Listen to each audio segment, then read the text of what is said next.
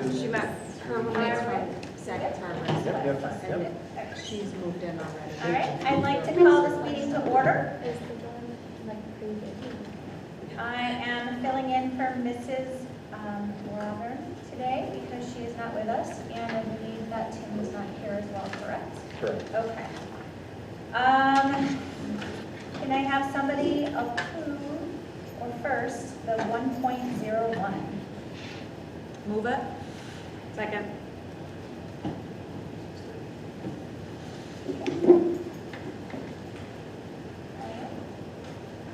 Everybody in favor? Aye. Opposed? Abstention? Passes 5-0-0. All right, our evacuation procedure. We have our exit out door 8 here. You can go out the main entrance in the cafeteria door here and take a left for immediate exit, or down the hall if we can't get out that immediate exit. All right, 1.04, please stand for the pledge. I pledge allegiance to the flag of the United States of America and to the republic for which it stands, one nation, under God, indivisible, with liberty and justice for all.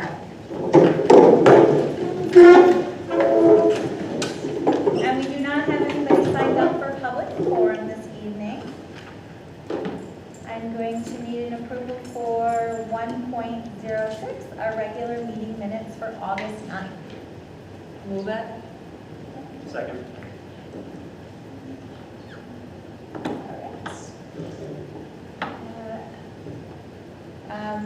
Yeses? Aye. Noes? Abstentions? Passes 5-0-0. Okay, so our president's reports today, do we have any conflicts or discussion on any of the meetings we have there? We have our policy meeting coming up, our health and safety meeting, a couple of regular board meetings coming up for September. Any questions on the NISBA conference in October? And just a reminder that we have our building walkthroughs. Mr. Polvino, those dates again are? Yep, Tuesday, August 30th, 5 p.m. Lanigan, then Granby, then Volney. We'll start at Lanigan. And then on Wednesday, the 31st, 5 p.m., we'll start at Fairgrave, then we'll go to the junior high, and then G-Ray Boston. Okay. If there isn't any further questions, I can pass this over to Mr. Polvino for the superintendent's report. Thank you. Well, good evening, everybody. We're at exciting times. We're getting ready to get open. You can always tell the 2 weeks before everything, and the anxiety and all the questions start rolling in, and we start really thinking, are we really going to be open in 2 weeks? Just a reminder, just if you haven't seen it, Stuffle Bus is actually going to be down at Bullhead Point tomorrow. I saw a placard down there. So I believe they're going to be there 9 to 3 tomorrow. So if you have, that's for anybody in the community that wants to drop things off or a monetary type of thing. And then actually on Thursday evening at 5 p.m. at the War Memorial, they're actually going to be distributing school supplies. They're also going to be showing, I believe, Nims Island at, I believe, 8 p.m. or thereabouts. So that should be an exciting evening, and I believe Pop Warner is helping us out. The Teachers Association is heading that up. There's a number of different groups that are supporting us from the community. Obviously, the city giving, allowing us to use the War Memorial. Any other groups, Jerry, that I'm forgetting? There is a very long list, and I don't want to risk missing some of them. I don't We'll be either. sure to come back with a list of all the people who participated and organizations who supported. Thanks, everybody. So, yeah, it should be an exciting. It's a little different. We've done distribution from Fairgrave the last couple of years since I've been here, but this should be a lot of fun tomorrow evening. So, thank you. I know Ms. Hendrickson, you're here, and we're a part of that as well. So, I'm excited about that. So, 5 o'clock on Thursday. If you have some free time, come over and catch a great event. I believe we're going to have hot dogs and popcorn and all sorts of things as well. First presentation this evening is our annual report with respect to our district comprehensive improvement plan that we have to do each year. We are a district that's identified for one small subgroup, at least from 2 to 3 years ago now. So, Mrs. Geithner, you have the floor. Yes, just wanted to run through quickly the DSIP plan that we have submitted and has been approved. As Mr. Polvino just indicated, our accountability status remains unchanged because the U.S. Department of Education is still requiring New York State to implement its accountability system. And in the absence of data over the last couple of years, our designation as a target district with all of its schools in good standing is carrying forward until new accountability designations come out. So our DSIP plan really is kind of at that big picture district level and focused on improving those student outcomes in specific areas. So we're looking at goals around our multi-tiered system of support, ensuring that we have a comprehensive plan in place and are continuously evaluating that and enhancing that. We are also focused on reading and writing for success, so developing writing and reading skills both across content areas in our grades 7 through 12, so opportunities for enhancement of that curriculum and that specific course, reading and writing for success at the high school, doing some more work around vertical alignment of that with our 7th and 8th grade reading and writing activities. So those will be areas of focus. And the third area of focus is really around ensuring that we have a language access plan that is in place so that every family and all students in the Fulton City School District have access to the materials and the communication that we do in their native primary language. So one of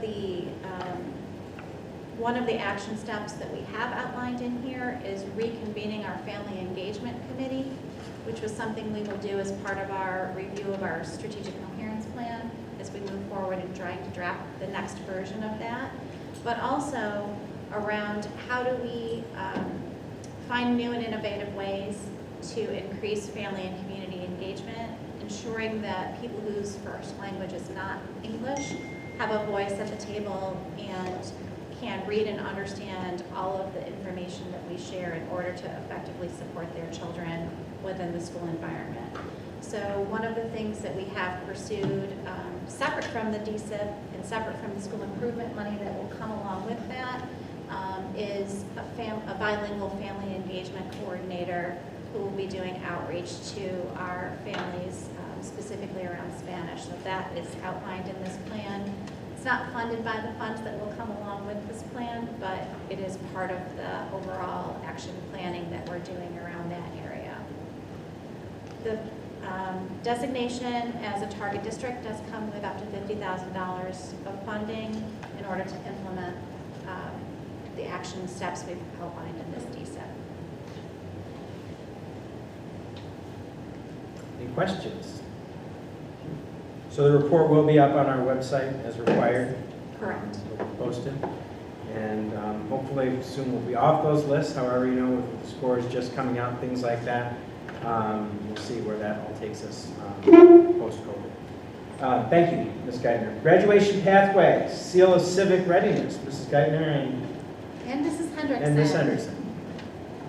So this is a very exciting presentation. Come on up, Mrs. Henderson. We, over the last several months, have been looking at the Seal of Civic Readiness, which is a new graduation pathway, and a diploma endorsement in New York State, and began having conversations last school year when New York State issued a pilot. There were about 150 schools who participated in the first year pilot of the Seal of Civic Readiness, and then the state announced that they would allow all schools in the state to apply as candidates for this particular graduation pathway. So, Dr. Lucy, if you would advance us. Just a little bit of background about what the SEAL is. It is really a formal recognition of students who have attained a very high level of proficiency around civic knowledge, civic skills, civic mindset, and civic experiences.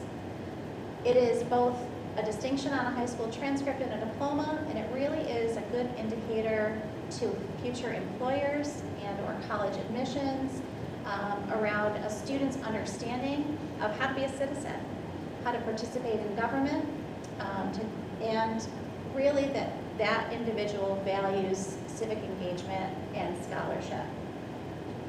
So we're very excited about this opportunity. As a graduation pathway, the SEAL can stand as a +1. If you look at these, students are required to have 4 Regents exams currently, 1 in each discipline, and then a +1 from that pathway column. And in addition to STEM, humanities, arts, career technical education, and the CDOS, Seal of Civic Readiness will now serve as that +1. It can also be just a diploma endorsement, a distinction that students earn. Perhaps they're choosing a different pathway, but they've met all of the criteria for the Seal of Civic Readiness, so they'll get that nice seal on their diploma as an indicator that they have accomplished that.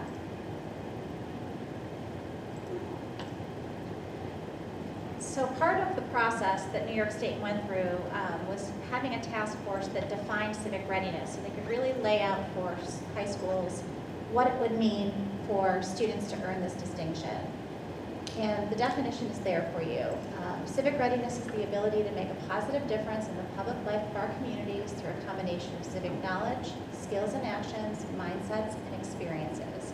And you'll see that clearly outlined in the 4 domains of civic readiness.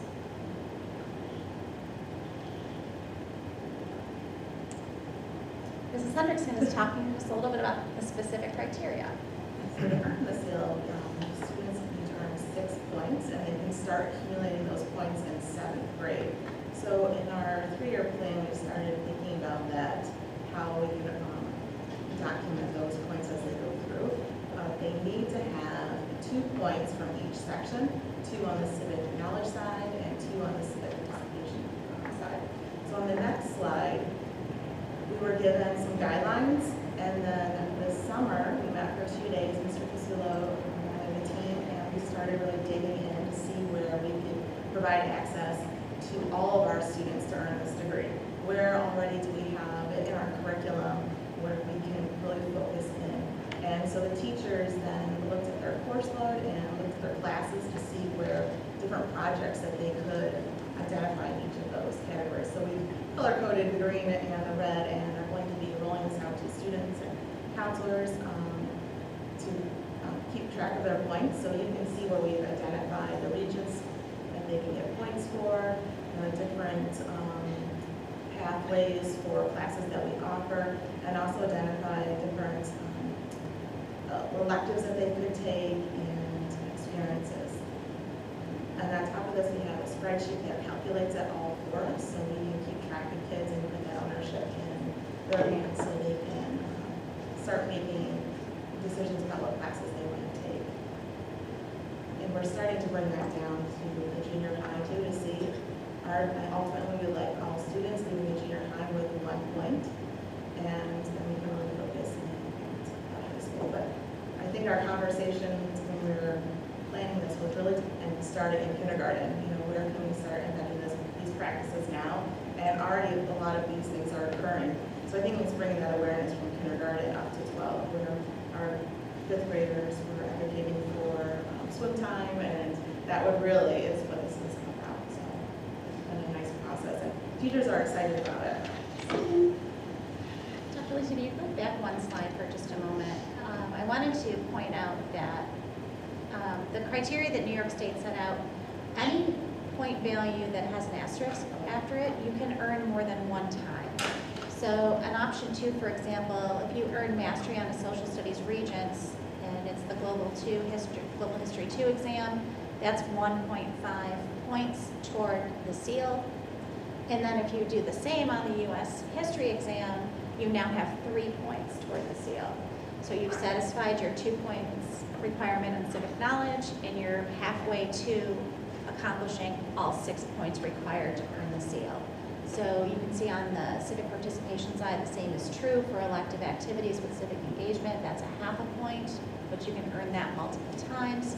Work-based learning experiences or extracurricular experiences, you can earn that ½ point multiple times. Service learning project, the same.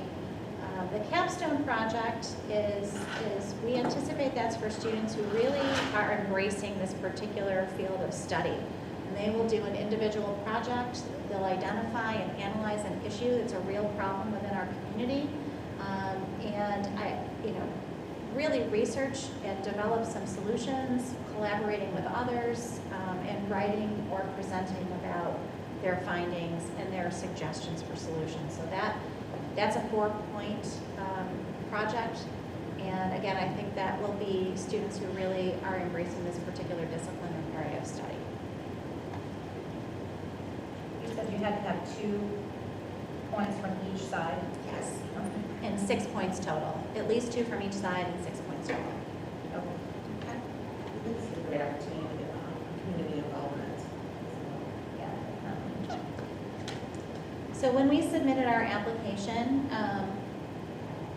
for our high school, we identified a 3-year plan, and this slide lists the ongoing activities that will continue over multiple years of this first 3 years of implementation. Our first year is really going to focus on what can we do for this year's seniors to ensure that they earn the seal. So, you know, our highest priority right now is focusing on that exiting class to make sure as we analyze the work that they have done and building in additional opportunities for points, that as many seniors as possible are eligible for the seal, and then building backwards every year of this implementation plan. So as Mrs. Hendrickson said, all the way back to 7th grade, so that students at the middle level are leaving junior high school with 1 point already under their belt. Sherry, would our students who have already taken those 2 regencies be eligible to earn those points even though they're just starting this year? Yes, so there's the local committee makes the determination of evaluating and establishing the criteria toward earning. There's definitely some guidance from New York State, but if you're a senior and you took the exam, 2 years ago, that would be criteria. What we are still working through, what happens to the Regents exams that were not administered, and getting some additional guidance on how those points are awarded. And we're looking at course performance as our criteria in that category. So I won't read all of these particular elements, but really the general theme of these action steps is communication, right? That we need to make sure everybody is aware in our community and in our school district what the Seal of Civic Readiness is, and how this is really about learning that happens from the moment you enter school and goes well beyond your graduation, right? That this is about citizenship and participation in your community. And as Renee mentioned, we have lots of examples of how our students are actively advocating for solutions, identifying concerns that they have, making their voices heard, right from the very beginning of their school experience. So we want to emphasize that this is not something in addition, but it's a different way of looking at what we already do and being very explicit about how that constitutes civic participation. Communication with our students beginning in 6th grade as they're developing their college and career portfolios and looking forward to their future, identifying careers of interest or areas of study that they're interested in, and making sure they understand this as part of that. The student tracking system that will be ongoing for our students in high school. And again, when we get to that middle level project, we'll add students in 7th and 8th grade to that tracking system. Making sure that our committee is meeting regularly so that we are looking at how we're advising students in this area, how our students are progressing, not just waiting until the end of a year or a time period, but it's an ongoing evaluation so we can have conversation and advise our students. And then looking at the overall data. How are we doing? Where are opportunities really strong, and where are areas where we might want to enhance the criteria for earning the seal? Also looking into more interdisciplinary work. Yes. It's been really fun to listen to teachers say, oh, I can support this in my department with this activity, and the English department saying, I can support the writing. So it's been really fun to listen to teachers say. So in year 1, what you will see embedded into participation in government and economics are 2 projects, 1 in each course, that will help our students earn points toward the seal. So already we are addressing both civic participation and civic knowledge points in those 2 courses for this coming school year. And that will definitely be communicated communicated to our students, but also to our families. And the connections within the syllabi for those courses will be very explicit to the seal. We'll spend some time this year identifying additional courses that meet the criteria in alignment with civic, with the seal objectives, and not just in the social studies department, but as Renee said, across disciplines, so we can maximize those opportunities for our students. Really looking at how do we then plan a showcase. The schools that piloted this past school year did some really innovative and community-oriented showcases of their projects. And we have a lot of great ideas. And if we can pull it off to the level that this NIMS Island and stuff with us about is going to be, we'll be really happy with showcasing our student work in that way. We'll also be looking at that middle school capstone project, like we've said, ensuring that our 7th and 8th graders have an opportunity to begin earning that first point. Identifying some more elective courses that can provide opportunities for civic knowledge, and looking at extracurricular and work-based learning experiences that our students are already doing. So how do we, again, layer over the top of what's already happening some very explicit connections to community and community service and responsibilities of citizens. We'll be looking for additional community partnerships so that we can get students out and working on projects and problem solving with community partners who are already doing some of that work. Year 2, you'll see a lot more of the same. We'll add that next class, making sure that we're very clear about our communication. We'll be doing some very deliberate recruitment of community partners based on the student feedback of the types of projects they would like to engage in. We will implement our middle school capstone project that year as a goal, and again, more extracurricular opportunities. And then we would like our students to present to community stakeholders. So for the reflection piece of projects within the seal, you have to present either in writing or through some other format how your civic participation or civic knowledge has impacted you and changed you as an individual. So we really want to get our students in front of our elected officials, business leaders, service clubs, so that, again, we're making those connections, helping them to make those connections, but also showcasing how those organizations can partner with us to further this type of educational opportunity. And then finally, we'll be looking in that final year of our 3-year plan to bring our students a peer review process for the seal. So really taking the student voice to the next level and having them provide feedback to one another and make recommendations for how students can continue to meet the level of rigor set forth in the seal. In the context of our application, here are the things that we had to be sure that we laid out. So we have a handbook that is in a draft form right now that the team did an amazing work around. Laying out our communication plan, the various modes of communication. We had to commit to using the Seal of Civic Readiness hashtag in our social media posts when we're posting about it, so we will be taking that on in the year ahead. Our student tracking system, which again is up and running. Establishing advisement, particularly around that capstone project. And the social studies department and the committee that worked on this have a good plan already underway for that. A system of evaluation, and again, making explicit the connection between the social emotional learning that we're promoting and culturally responsive education and citizenship. How these are integral components of this work.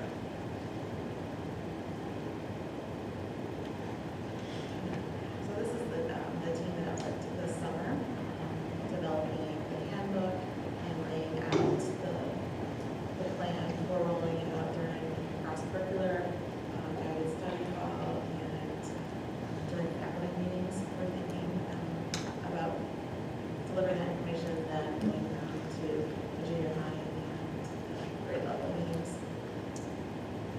We included a presentation on the Seal of Civic Readiness in our professional development conferences this summer, one in July and one in August. And it was some of the most excited conversation that we've had in a very long time, and people really looking for opportunities to enhance what they're already doing and making sure that students are aware how important this particular responsibility is moving forward into adulthood. And we're working on this, our first draft of a brochure, which was in your backup, but also at your place in a hard copy, around a sample of type of communication we'll be doing for families. It's not a finished product yet, but we wanted you to see at least where it is in draft form.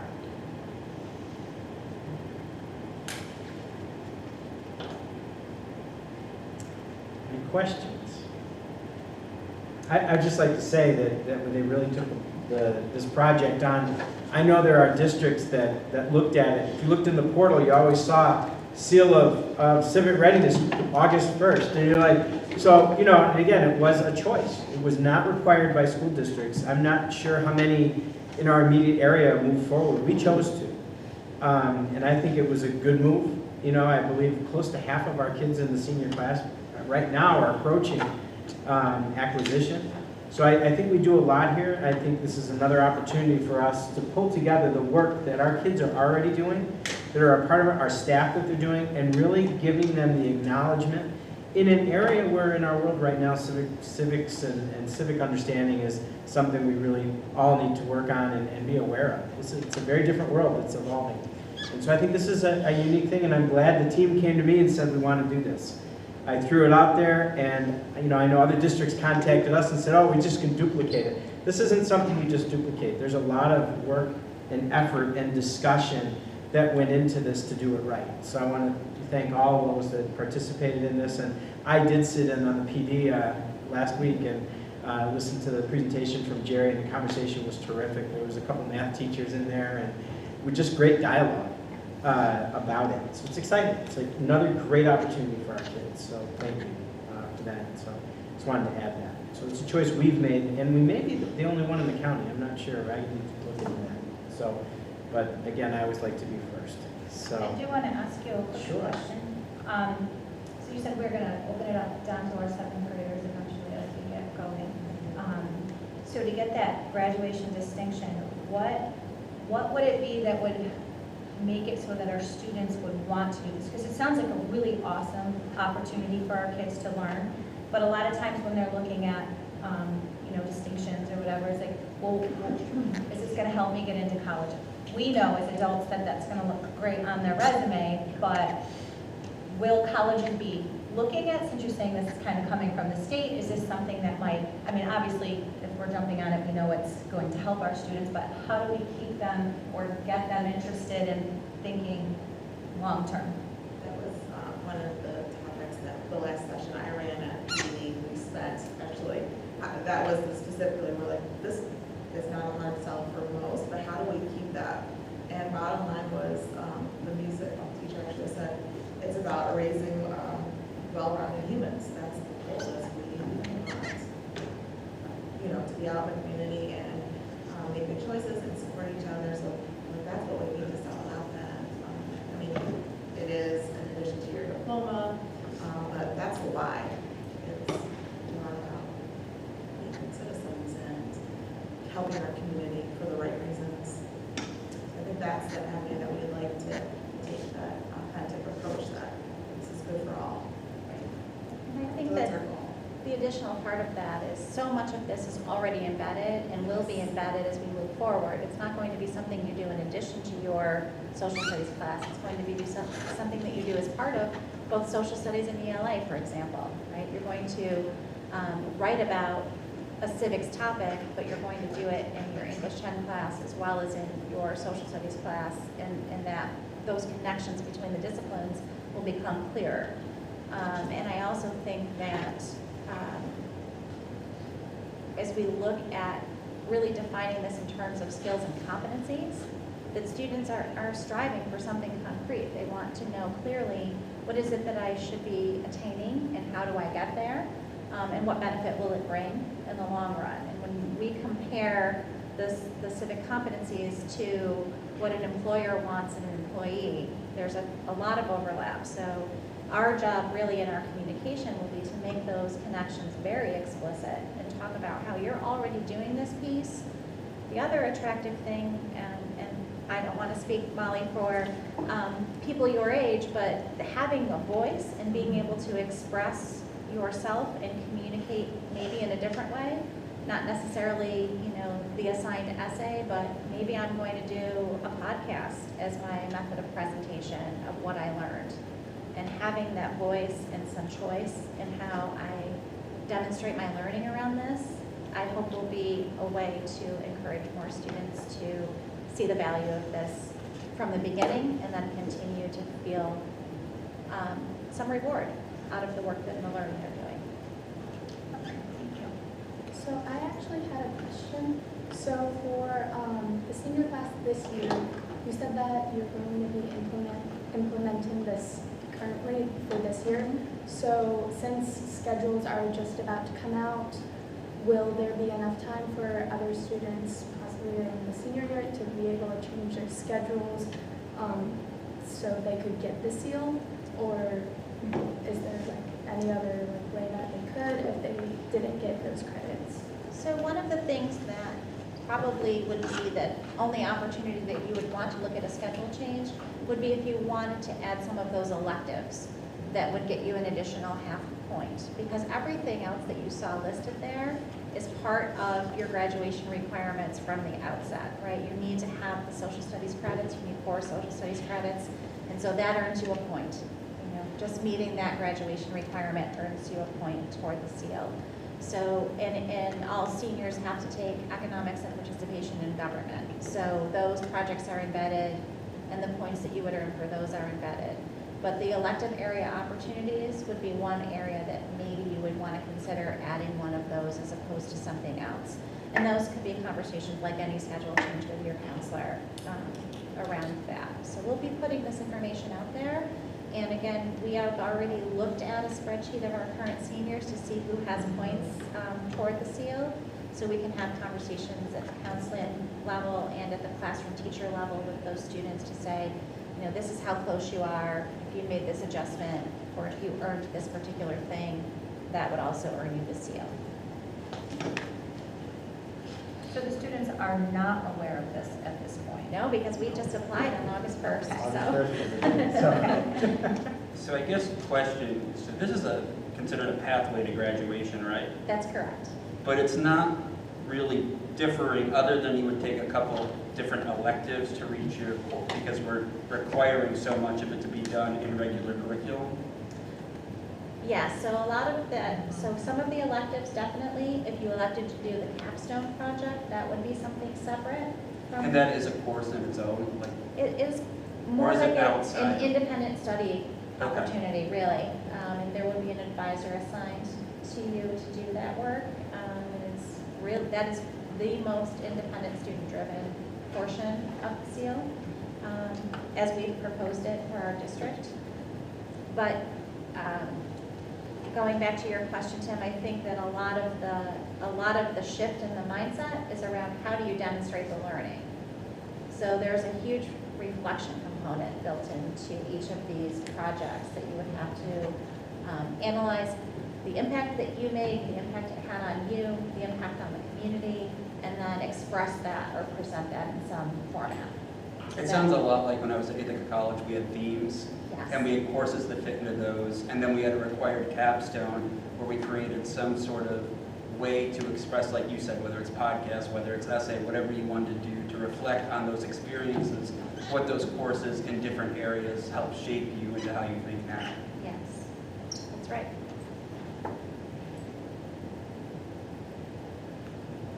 Any other discussions? It's exciting. It's just another opportunity. And, if anything, we need to provide as many opportunities for our kids to flourish and show us all that they can do. So, exciting times. Next report this evening is me on our school opening and school readiness. Took the opportunity to walk through the schools last week. I like to get up real early and just show up, and I had the opportunity to walk through the schools with each of the head custodians the other day. I kind of walked through, and they tend to find me when I'm around. So, had some great conversations. We're rapidly approaching opening. I think we're in a very good place in all of our schools. I think each year when we've got, programs running. So last Friday at Granby, and we had some things going on here at G. Ray Bodley, and so we've had lots of kids in. So obviously that stretches the teams. We didn't get as many summer workers this year as we did in the past, not because we didn't want them, because we didn't have the application. So I think that affected us a bit, but the teams have been stepping up. We've been moving staff from different facilities to help out. Some of the buildings where they didn't have as much use, got out in front of it a little bit. So they worked and knew that we'd be doing that towards the end of the summer. So I think we're going to be looking pretty good for next Tuesday night and Wednesday night, hopefully. We may be buttoning a few things up, but I think we're in good shape. So I wanted to mention that. I wanted to mention that the grounds are looking really good. They've been able to stay after them better than I think any other year. The crews have been doing a great job with the mowing and the weed eating and everything else. The landscaping has been another piece. So there's a lot of good things going on, which you'll see when you are at the buildings next week. Our staffing is coming to completion, and I don't want to jinx myself, but we've been in relatively good shape with the number of candidates in our candidate pool this year in most areas. I think the one area where we had the greatest challenge appears to be in special education. Not surprising, that's local, national area, but when I actually left this afternoon from talking to Dr. Babby, we discussed the fact that we're actually offering to a special education teacher this afternoon, waiting to see if she's going to accept. That would be the last special education slot we have. We have a social studies substitute, long-term substitute replacement to do. And then we've got, those are the two classroom ones, and then we've got an interventionist, our coordinator for early college, high school, our teen health educator, and we have a nurse position as well, which just came open. So we're in pretty good shape. Applications are coming in, but when I talk to some of my peers, I feel pretty good about where we're at, and most importantly, we're getting quality individuals, and I think that's what's important. I will say, I'm always curious when we have veterans that join us, and you're always curious, an experience. And one of the things they talk about is our strategic coherence plan. They talk about our professional learning communities also. It's out there. And it's out there that we're listening and working together. So that's always a positive. So I think that's always good. So we're seeing a mixture of novice teachers as well as teachers bringing some experience to the table. So I'm excited about that.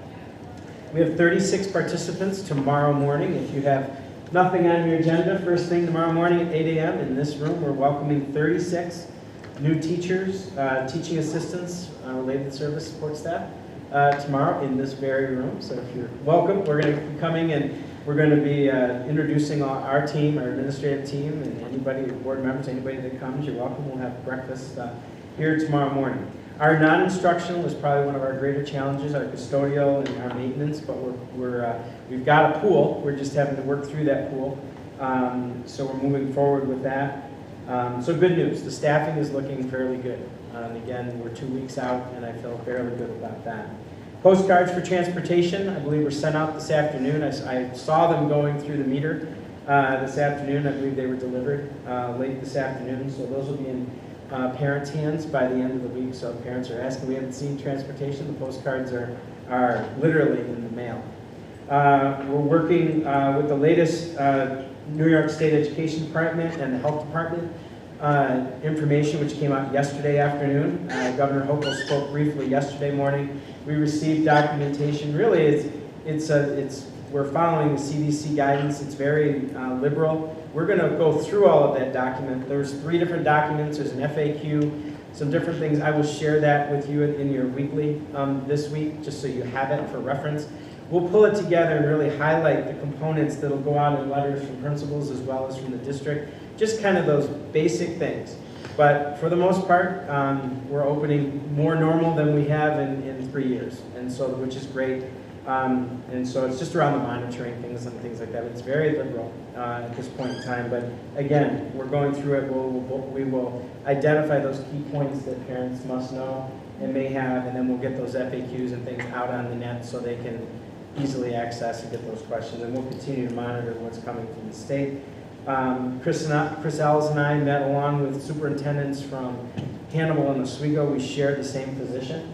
And so we met with Dr. Morgan yesterday, And as we were on or yesterday afternoon when we were on the call, all the documentation came in. So we started putting it up on the screen and going through it. So we're very much in sync with Dr. Morgan, who's our physician as well. Give you an idea on our enrollment figures. Right now we're at 3,061. Doesn't really mean anything. If you look back in June 15th, though, we were at 3,058. But last year on Beds Day, which is October 6th, or the first Wednesday in October of each year, we were at 3,133. So at the end of the year, we were about 72 lower, and right now we're sitting right about the same number. So again, we still have a lot of registration coming in. I stopped at the registration office. There's a lot of calls coming in and parents stopping in. So there's a lot of things going on. But every time you get a phone call, it could be somebody leaving another and going to another district with requests for records, or you have them coming in. So you never know until we get open. But right now, we're sitting at about the same place we were on June 15th. So, and you know we average right around 50 to 75 flux each year. So we're continuing to monitor that closely. So that's good news. We will do an overall enrollment piece at the next board meeting. We do have one less section, I believe it's second grade, is it, Jerry, second grade? At Fairgrave, they had only 37 students. They actually had a decline in some of the enrollment there. So we're gonna go with 2 sections there, looking at the seats in the rest of the city as well as there. So we made that adjustment, moved that staff member in that building. So we'll monitor that closely. Other numbers are holding in all other grade levels. So those are the areas that I had around school opening. Are there questions that you have that I didn't ask, just about school opening specifically? All right, so I hope our walkthroughs on Tuesday and Wednesday night go really well. So hopefully that'll be great. The next item on our agenda was school readiness. I did read those already when Ms. Abelgore was doing the president's report. So those are the dates and the locations that we'll be at in order. That's also been on your weekly. So Lanigan first thing on Tuesday night is where we'll be. As far as the capital improvement update, if you've looked out the windows out here, the sidewalks are looking fantastic. The curbing is all in, which looks sharp. If you remember before, some of that curbing was a major tripping hazard. It really was unsafe.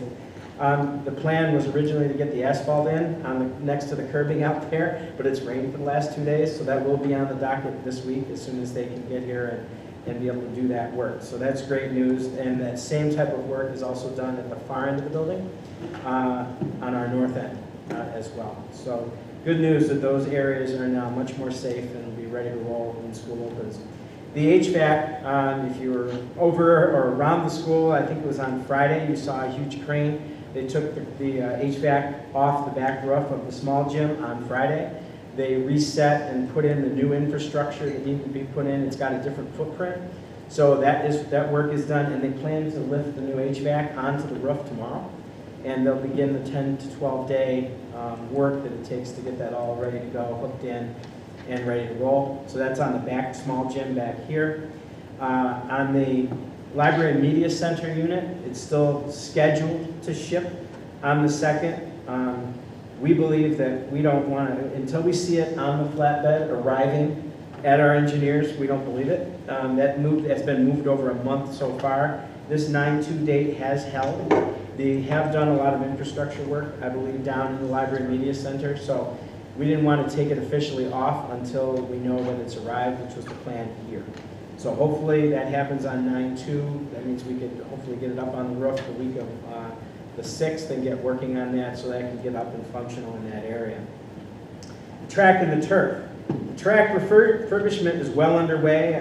Friday when we had our meeting, they were 75% complete. They were doing a second coating that afternoon, and it was a really nice day, so my guess is it got on and dried. I did drive through there yesterday, and things were looking very good down there. So the second coats are going on. The lining will be happening late this week or early next week, so the track part will be all done. Unfortunately, so that the prep work is done there, the prep work for the turf. So on Thursday, we got the official word, after really being told we were on schedule right along, we got the word that the turf is going to be delayed. And that was on Thursday, and I did send that out to the board. Right now, we originally were scheduled to be done by 9/9 or September 9th. Right now, and they feel good about it, the installer feels good about these dates, that somewhere between the 12th and the 15th, they'll start the installation, and they're hoping the possibility of the 30th with the outside window of October 7th. Our goal is to do it right. You know, obviously, I'd love to see our seniors get onto those fields. You know, so it's unfortunate that this happened, but it's amazing that every other part of our projects we were able to kind of keep on track. So what happened was there was a bit of an overlap with the crews. He wants to have his A crew here, and they're finishing up a job. They finished up a job in Michigan, and now they're finishing something up outside of Buffalo. So right now it's just teams and getting things in, and then they will ship the turf, which is out of Georgia, somewhere within 2 days of the work to be started. So again, there's some coordination. Our follow-up meeting is September 2nd. Has that been communicated with the coaches? Oh yeah, the coaches were all made aware that the day that you were aware of as a board on the 18th, which was Thursday last week, at the same time, Chris was reaching out to the coaches. Okay. Mr. Ellis is in, yep, he's in the process, that's on the next page here, is working with the coaches as well as other ADs to adjust schedules right now. So the good news is all the rubber is down, everything's ready to go. The reason why it looks kind of lumpy is they actually will examine it right then, and we'll have 5 rolls of brand new, and they literally piece it in. And what he said was, if you don't overlap it the way it's overlapped right now, it actually dries out in the sun, and then it's too short, it shrinks, and then you have gaps. So that's why it looks more overlapped all over the field. Because we asked the question, can you get the rubber down and get that all going? He said if you do that, it actually creates gaps and actually can create a more unsafe turf. So, but it's all there, and it's all part of the job. They do that all the time together. You have the team that does the rubber right in front of the sowers, they're called sowers, and they literally hand sow these fields. That's one of the reasons why we chose A-turf. So is the delay in manpower, or Well, it's crews. it's their crews, It's kind they're of having, both. but I understand, can right? we have the material delivered So I asked that so question. that we don't have, there's no Yep, problem and so there? we had that conversation with them. The issue is he has to bring parts of teams here to get it off the trucks, because there's a certain way they bring it off the truck and order it. It's not just the trucker come and dump. They actually have to unload it in a sequenced kind of way, and the crews have to be there. And we did bring that up, and we're gonna follow up with that, because I personally would like all that stuff down there, so it's ready to roll. I don't wanna wait on a freight liner, you know, coming up from Georgia, because we know trucking is an issue. He's indicating that there hasn't been any delays in their jobs once they ship, but I'm like, well, you know, I don't trust that. So that's part of the conversation. The good news is we have a very, very strong relationship with our turf company. That's who we've been with for the last 12 years. He knows our turf and he knows our expectations. He was extremely apologetic, but when they have jobs that overlap, they can't stop a job and leave another district, you know, so they have to finish those jobs when they had those pieces. So there was a little bit of a delay in our turf, about a week and a half back in May, June. But other than that, it's really been on time. So now it's really a crew issue. And so hopefully it'll all be coordinated. I'm hoping the 12th. He's a very pessimistic, so I'm not going to tell you the 12th, but if I tell you the 15th and I make it the 12th, then it's good. The other piece they're going to do is they're going to look at 10-hour days. They're going to extend their day from 8 hours. They're also looking at Saturdays. I guess the question would be just like, how, is there any good way to make sure that we have the material at the same time as the workers? Like, do we have the manpower here to take stuff off the trucks, like with our O&M and Yeah, maintenance it's all part of crews, the or is warranties. it part and I of wouldn't that? want to They touch have to any take of it off. Oh, yeah. Okay. They do all the touching of it. They Yep. do all the moving of it, because, you know, if we drop one or whatever, it's Sure. all, there's some type of very sequence. He'll know latter part of next week when his crews will be done. He'll be able to coordinate that turf arriving at the same day that his crews can be here. So it's unfortunate we're ended up about 3 weeks off the original plan, which really isn't too bad. It could Unfortunately. be worse, right. You know, and there are schools that aren't going to get it down at all this year, and our track is all done. The other piece we've done is we've made sure, because a question I asked obviously was, gee, we have a brand new track. You got to get the turf over the track. And so they've got a whole system for getting that over with no damage. And we're gonna make a lot of pictures before we put anything down to make sure that that track is exactly what it's supposed to look like after they pull the covering off of it after they take everything.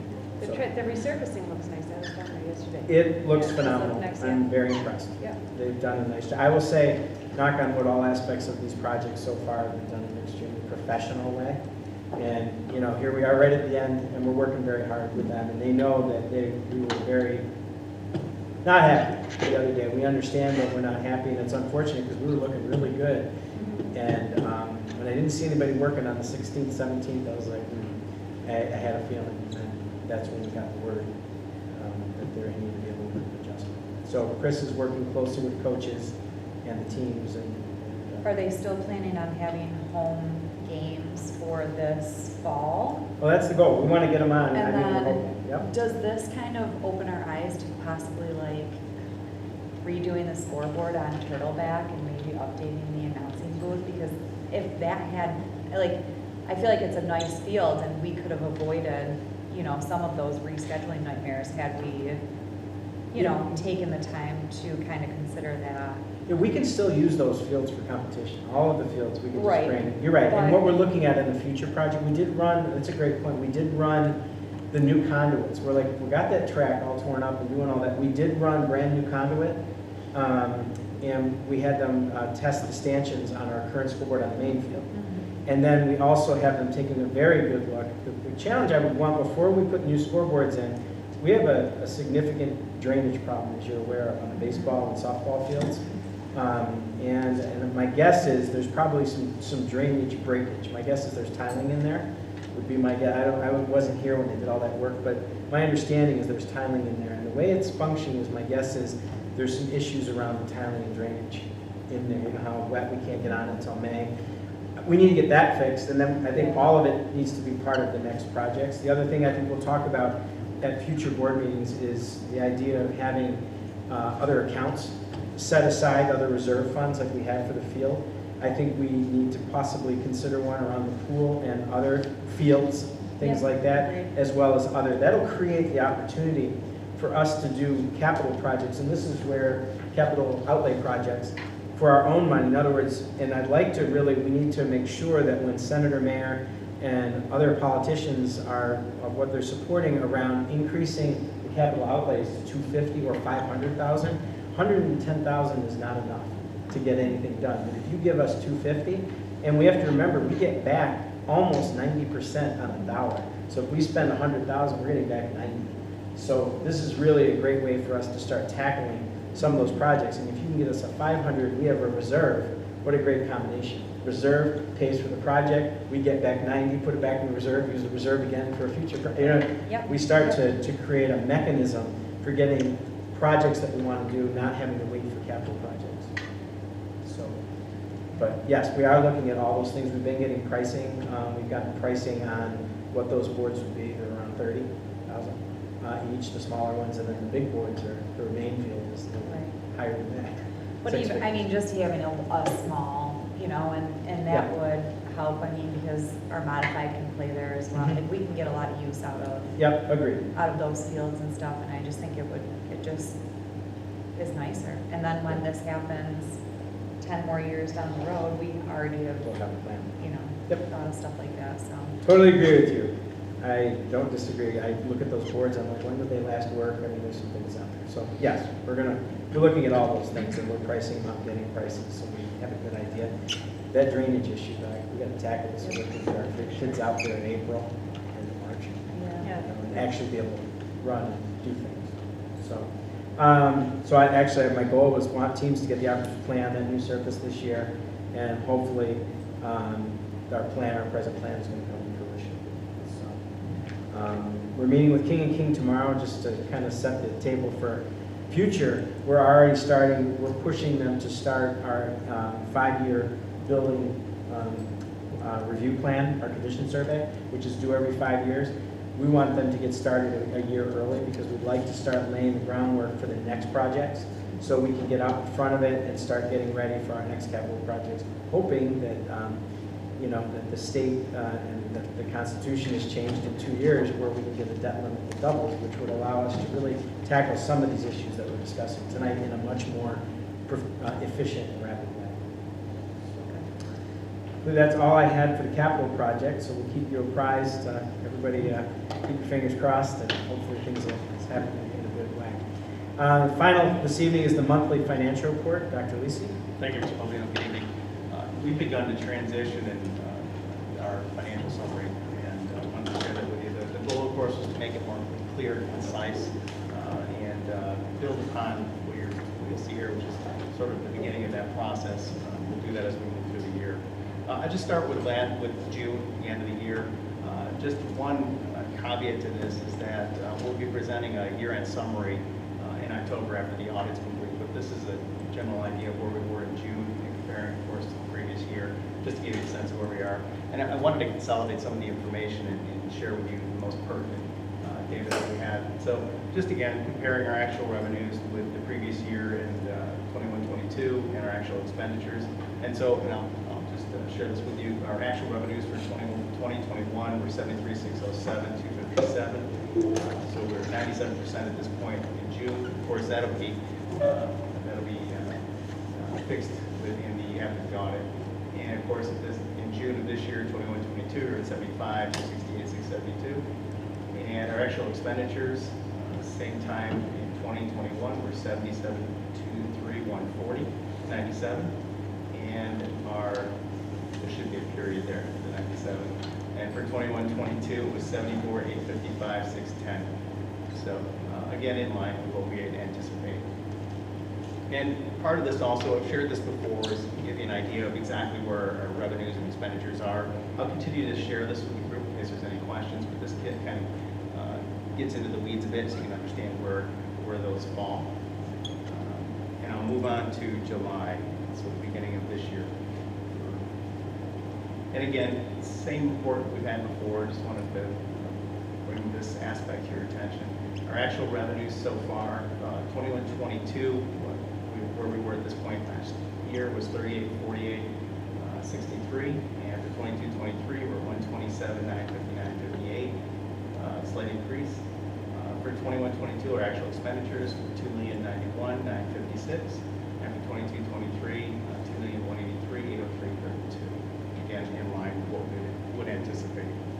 And again, just the information that allows you to see the details of where we were in July last month. And one of the changes that we were anticipating providing with you this year is actually our cash flow report. I found this to be very helpful, especially as I entered into the position earlier this year. Kind of wanted to get a sense of where we should be in terms of cash flow. What you're seeing here, the orange line is actually 22-23, and that's projected for this year, where we anticipate our cash flow to be. And the blue line is 21-22. That would show you kind of where we were for our actual cash flow. So this was helpful to kind of give you a graphic idea of where we are in terms of our cash flow, so that we can anticipate expenditures throughout the year. And so we'll continue to change it. What I will share with you is that our actuals will be there as we move through the year, so you can see that this is projected as of now. Any questions? So as we go through these, we're trying to provide the information different ways. So as you're looking at it, if it's meaningful and purposeful, let us know. If there's something that is confusing, let us know. And because the purpose of these is to one, not only provide you this information, but also the information so it can be shared with the public as well. So we want to make sure that these are useful documents as well. Thank you. And I believe that's the conclusion of the superintendent's report. I'll turn it back to you, Ms. Alabor. We're going to move on to action 4.01, accept financials, and ask someone to move that, please. Move it. Second. Second.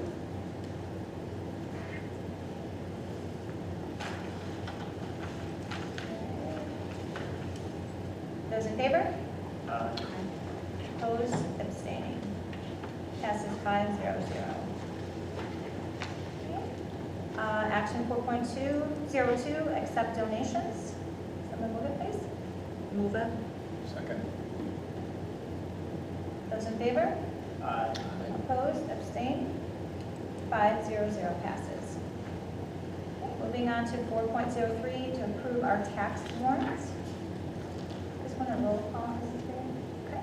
Can I have somebody move that, please? Move it. Second? Second. Okay, roll call. Mrs. Elmore, Yes. Mrs. Capilardo, Yes. Mrs. Linville, Yes. Mr. Connors, Yes. and Mr. Cordell. Yes.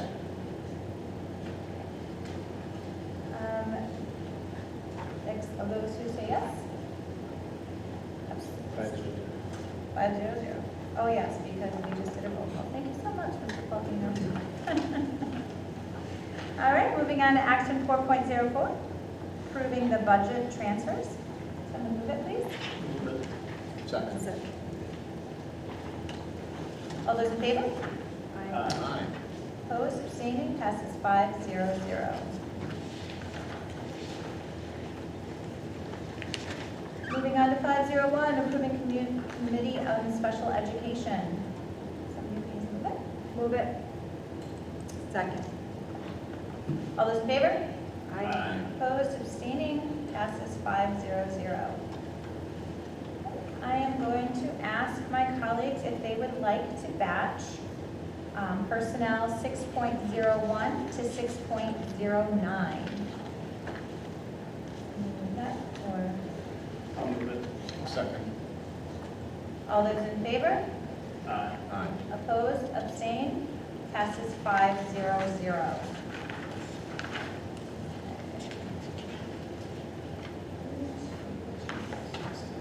Yep, it's got all these pages here this evening. Okay. There it is. Okay, action 6.10, appoint extracurricular activities. Can I have someone move that, please? Move it. Second. All those in favor? Aye. Opposed, abstained? Passes 500. I'd like to batch 6.11 to 6.22, please. Quick question. Sure. Once we batch it, do we have to vote again to pass it, or is it considered passing through the vote batching? We're passing through the batch. Okay. So move it. Move it. I'll second. Okay. All those in favor? Aye. Opposed, abstained, passes 500.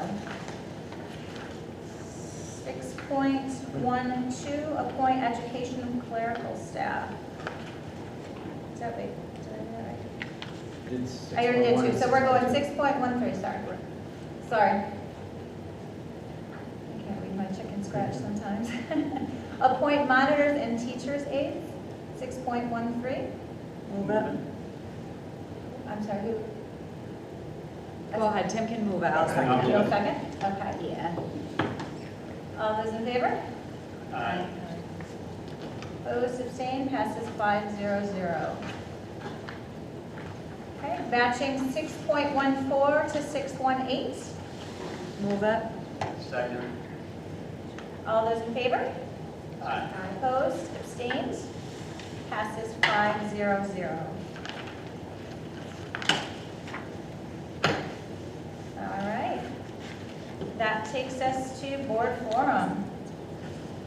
Molly, would you like to start us off? The only really thing that I had to say was I really think that this year of civic readiness is a really good opportunity for a lot of students, and I'm really glad that we're doing it. And I think it also allows a lot of students to go out in the community and try and experience other things outside of the school, which I think is really amazing. That's really it. Okay. Ms. Mabel? I'd like to thank everybody in advance for everything you've done for tomorrow's Stuff a Bus and the drop-off, which will be taking place at Bullhead Point. Our community event at the War Memorial, that's going to be so fantastic. There's nothing better than just driving through Fulton and seeing the community and so many people out and enjoying each other and people volunteering, and I could just tear up thinking about it because it's so special. So I'm really looking forward to those two events. So thank you to everybody that have put so much time and effort into that. A lot of people are looking forward to that. The SEAL civic readiness, that's really exciting. I see it aligning with so many different things. Especially with Honor Society. I know I was an advisor for a while, and it's hard to make the connection with some students, like, what do I do for community service? Where do I go? What types of things are out there? And I think this is really going to be a great way to help promote both the SEAL and Honor Society and community service. So I'm looking forward to seeing where that goes and all the success that it brings to, and awareness it brings to our students. So thank you for bringing that and making that happen. Capilardo?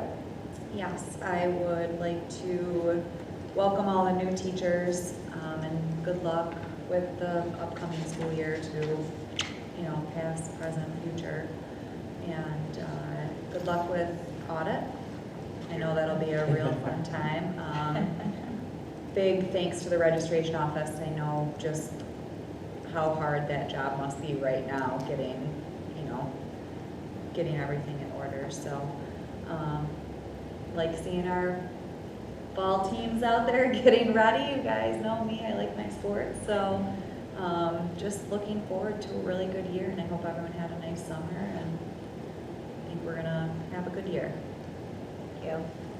Mr. Connors? I'd really like to thank everyone who's worked on the committee for the SEAL program and really making sure that our seniors have access to it as a possibility.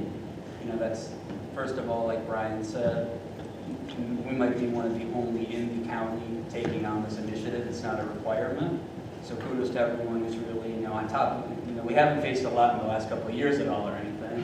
So for everybody taking this on as an additional step, but also making sure it's accessible to as many students as possible who are going to be graduating, I just think that's a kudos to all of you and the work you put in. Thank you. Mr. Cordon? Thanks. I wanted to, again, like everyone else, thank the superintendent for the update and his team on civic readiness. Also, just wanted to thank for the updates regarding all the work that has gone on over the summer, from hiring to, obviously, the capital improvement updates. It's helpful for the public to see that, summers aren't really off. Yeah. So, thanks. Well, thank you. I'm really excited as well about the Civic Seal. I'm looking forward to updates as we go forward, and hoping that we do get, like Mr. Connor said, a lot of our seniors on board this year, so that will be great. Again, welcome to all of our new teachers that you said will be here tomorrow morning, correct, Mr. Palomino? Welcome to our district. I hope that all families, our students, and our staff enjoy the last couple weeks of your summer vacation. Hopefully we will be done with the rainy season and you can enjoy that. And yeah, I'm excited about the stuff of us, and Ms. Mainville said, huge for our community just to see everybody out there and come out and watch the movie. I hope that all of our students have been reading along this summer, so thank you very much. Yep. So we're going to pass action 7013 executive session. Would someone like to move that? Move it. Second. All those in favor? Aye. Opposed, abstained? Passes 5-0-0. We will be taking a 5-minute break. And then we'll get started. So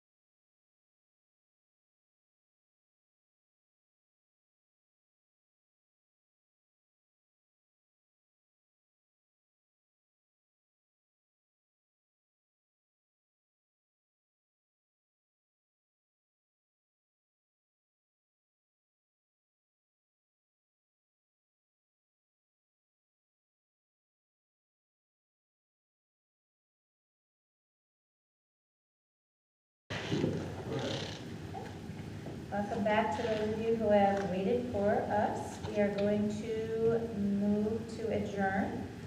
Motion for adjournment. Move it. Second. So Jen, Correct. those in favor? Opposed, abstained? Passes 5-0-0. Thank you, everybody, and have a wonderful evening. Thank you. Thank you.